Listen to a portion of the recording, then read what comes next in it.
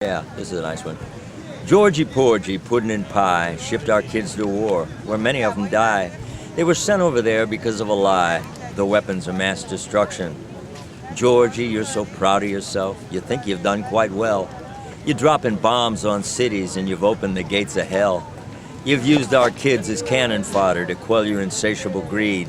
And you have the nerve to say support our troops? Support our troops indeed. To really support them would be not to send them off to foreign lands, where most of their victims are innocent, and our soldiers get blood-stained hands and tortured souls from what they've done. They've broken God's laws and man's. Now it seems we're in eternal war with no clear end in sight, and the rest of the world trembles at our unholy might. George keeps rattling his saber. He reminds me of Elmer Fudd. This crew he's assembled to catch the rabbit really is a dud, because the rabbit he's chasing is way, way brighter. George, you're a cheerleader for the rich. You're not a freedom fighter. And in the future history books, what's going to be your handle? George the Menace? George the Puppet? Or maybe George the Vandal? Because you started lots of fires that you can't put out, and cause and effect's not your bag. You like to prance around dressed up like a pilot, waving your little flag. And it'd be quite amusing if it weren't so very sad. The world's at the mercy of a half-wit, and the other half is mad. Thank you.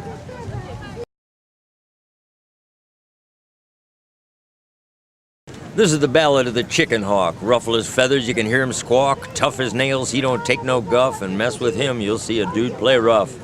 He puffs up his chest, and there's a gleam in his eye. You can see you're messing with a real hard guy.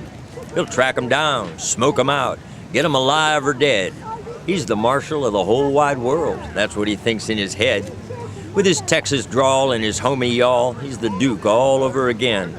Who, by the way, never served a day. He was making movies back then. And where was this hawk when he had his chance? Back home, clinging to his daddy's pants. He didn't want to go to Vietnam. Today he's a lion, but then he was a lamb. Yeah, when he was called to duty, he had other fish to fry than to be lying in some rice paddy wondering if he'd die. But now that he's in the saddle, he can show us that he's tough. And it'll be clear for the world to see that he's made of the right stuff. He thinks he's Alexander, but he's not quite so great. If someone else will do the fighting, he won't hesitate to massacre the innocent with no respect for borders. He's the self-appointed sheriff of the New World Order. This hawk's a real menace to the people of all the nations. Most of them think he's a maniac, and most have lost their patience. They're really getting fed up, and it's rising in their gorge. Seems the whole world is out of step with George. Well, this is the end of my ballad, and I hope that it's a hit, about the chicken hawk who's still a chicken bleep. And before he goes much further and becomes the worst pain in the tush, support the people's efforts to impeach the son of a Bush. We blew it in November, we had the handle. We should have pulled a little harder to flush George the Vandal. Thank you.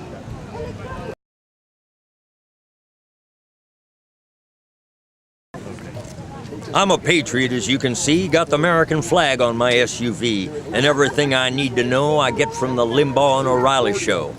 I don't waste time reading the papers, that's what liberals do. I get my news pre-digested, I don't even have to chew. I'm a patriot, as you can see, I got 2 flags on my SUV. My country, right or wrong, this is the chorus of the Patriot song. We're God's chosen people, the best in the world, and I get goosebumps when our flag's unfurled. And why should we care what others think or say? The important thing's that we get our own way. It's plain to see that we're special. God's always on our side. And whenever I see our bombs bursting in the air, it fills my heart with pride. I heard one liberal whining, we use up more than our share. I don't think we should worry about that. I sure as hell don't care. He said we got 4% of the world's people and use 1/4 of all the oil. And when others see how greedy we are, it just makes their blood boil. Well, they better get used to it, because that's the way it is. What America does is America's biz. We're the top dog, we got a big gun. We do what we like, because we're #1. This is America, love it or leave it. And our government tells us something, we ought to believe it. That's the least that you can do if your flag's the red, the white, and the blue. I'm a patriot, as you can see, got the American flag on my SUV, and everything I need to know, I get from the Limbaugh and O'Reilly show. Thank you.